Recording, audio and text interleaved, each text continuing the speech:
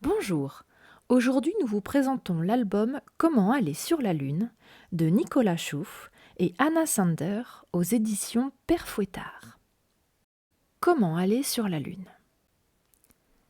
Cet été, Emilio voyage. Il prend le train pour rejoindre la maison de grand-père. Grand-père a de grandes moustaches et un chapeau vert. Quand il rit, son ventre rebondit comme un ballon. Il vit dans une maison dans la forêt, entourée d'arbres immenses. Quand le vent agite les feuilles, ces arbres ressemblent à des géants se murmurant des secrets. Tous les soirs, Emilio et grand-père dînent dehors. Ils s'assoient à une table en bois que grand-père a construite de ses propres mains. Ils mangent à la lueur d'une lanterne. Ensuite, ils l'éteignent. Au début, ils n'y voient rien, mais peu à peu, leurs yeux s'habituent à l'obscurité. C'est à ce moment que grand-père commence à raconter des histoires. Le conte des fourmis d'or, la légende de la branche la plus longue du monde, les aventures de la souris volante. Une nuit de pleine lune, grand-père prépare un délicieux dessert avec du sucre roux et des pommes rouges. Grand-père, c'est vrai que la lune a un visage qu'on ne voit jamais?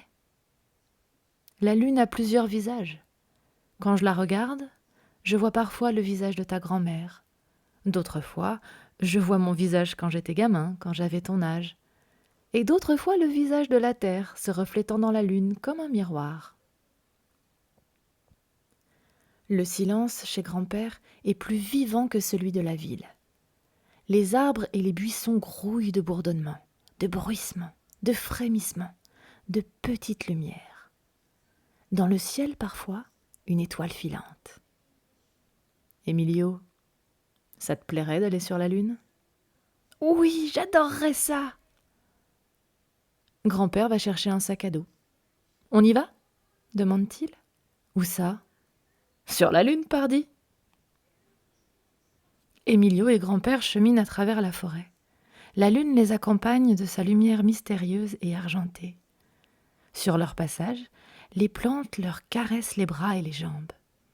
Grand-père, il y a des animaux par ici? Oui, nous.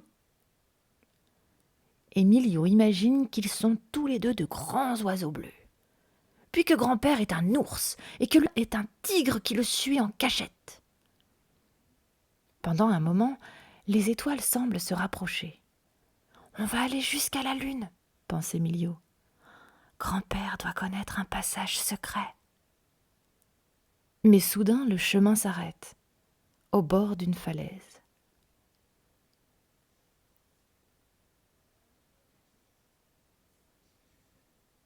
Paré à décoller? Demande grand-père.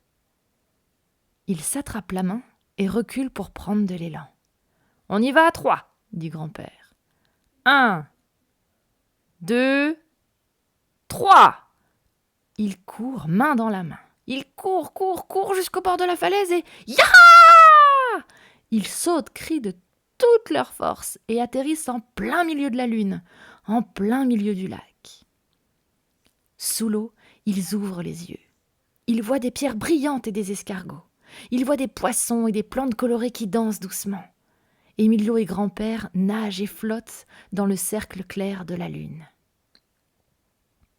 Ils retournent sur le rivage pour chercher du bois et allumer un feu. Grand-père prend 2 couvertures et du chocolat dans son sac à dos. Ils s'endorment à la chaleur du feu, sous les étoiles. Le chant des oiseaux les réveille très tôt le matin. Emilio a encore sommeil. Il ne veut pas se lever. Puis grand-père enfile son sac à dos et soulève Emilio pour l'installer sur ses épaules. Le chemin du retour se passe comme ça. Un ouistiti sur un gorille, un nain sur les épaules d'un géant. Tous deux ont été sur la lune.